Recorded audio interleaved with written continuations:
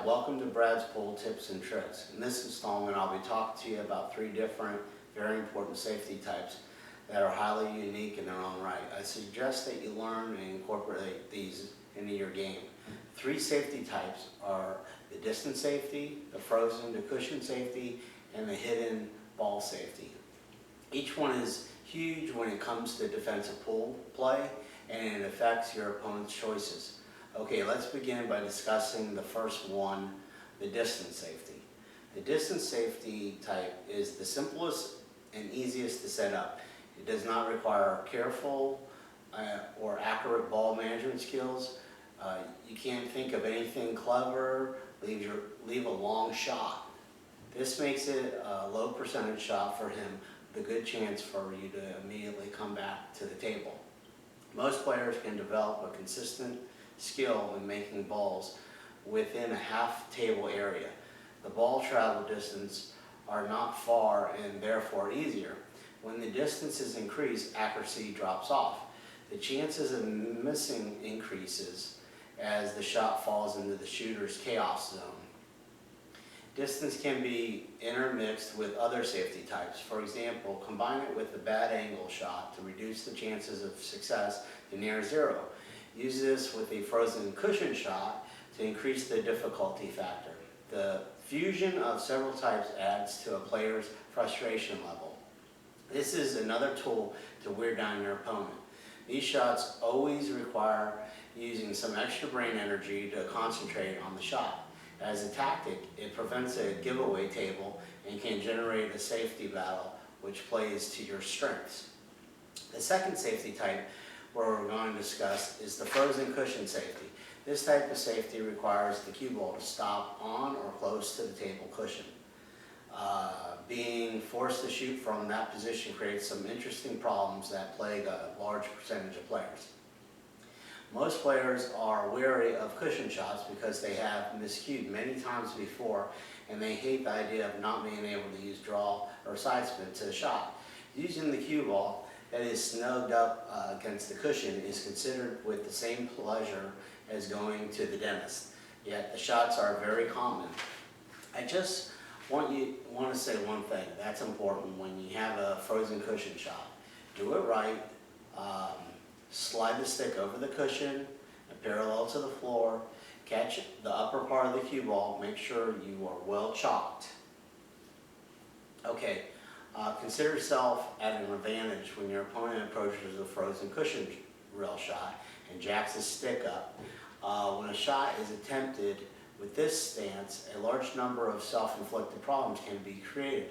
At the very least, he is exhibiting a fear of miscuing. When the cue stick is jacked up for a steep angle into the cue ball, this becomes a mistake shot. These are difficult to control with significant practice. The slightest deviation from the vertical center line of the cue ball creates unknown ball activity. Miscalculations are not uncommon.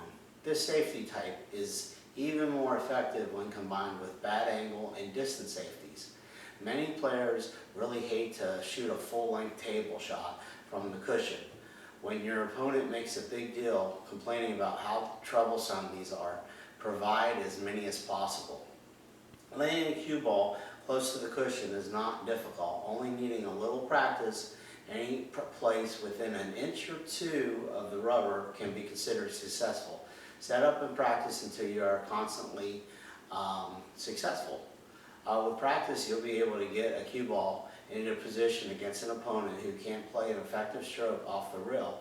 When you have an excellent speed control, you can send the cue ball to a second or even a third rail. When learning this tool, use the simplest solution, which is, in this case would be nearest rail. Even against an experienced rail shooter, a little extra bit of brain energy is burned up to play the shot.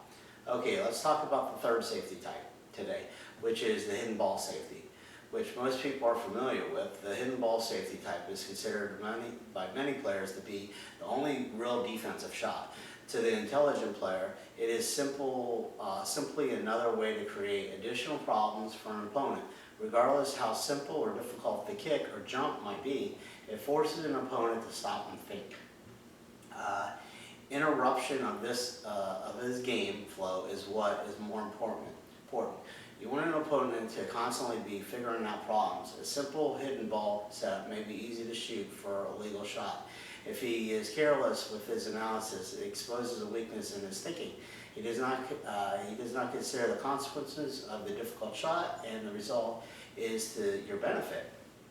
If given a difficult multi-reel kick problem, and he spends time calculating the necessary pattern, he is careful, but it also burns up a lot of brain energy and interrupts the game flow. There is a cumulative effect, and an indicator is when he takes longer or shorter shooting times to make decisions. Do not expect ball in hand as a reward. Doing so sets up unrealistic assumptions, except that he will make a legal hit. All you want to give him is a problem shot that makes his life a little tougher. If you can do that, your setup was successful. On a legal hit, chaos enters the game. It is impossible to have precise ball control when shooting into the rail first. The ball can go anywhere. Hidden ball safeties add a greater amount of chaos to the game. At the beginning of the game, there are many balls to hide behind. At the middle of the game or the mid-game, available safety zones become fewer and require more skill to set up. In the end game, hidden ball safeties are rare and difficult, if possible at all. An excellent opponent can kick or jump to make a legal hit and often pick out which side of the target ball to hit. This could result in return safety, usually a bad angle or distance situation. Even so, chaos still plays a role within its 50-50 results. Available variations depend on experience and imagination. Many hidden ball safety opportunities are obvious. Other situations require moving a ball one or more cushions to get speed or spin, angle, or energy transfer. Add some imagination for greater flexibility when you decide to play a hidden ball safety. Just to remind you, remember to tune in to my future videos on each type of safety, where I'll be diving into each one in depth, and they're guaranteed to be super informational and will hopefully improve your gameplay. Okay everyone, that wraps up this episode of Brad's Pool Tips and Tricks, and 3 different safety types: the distance safety, the frozen cushion safety, and the hidden ball safety. I hope you liked the video that I made and the information I gave you. Make sure you like, share, and subscribe to the channel to get the latest videos. Please share your comments so I can follow your success, and I wish you the best on your road to becoming a better player and also a smarter, tougher competitor. Thanks, and I'll see you soon. Until next time, bye-bye.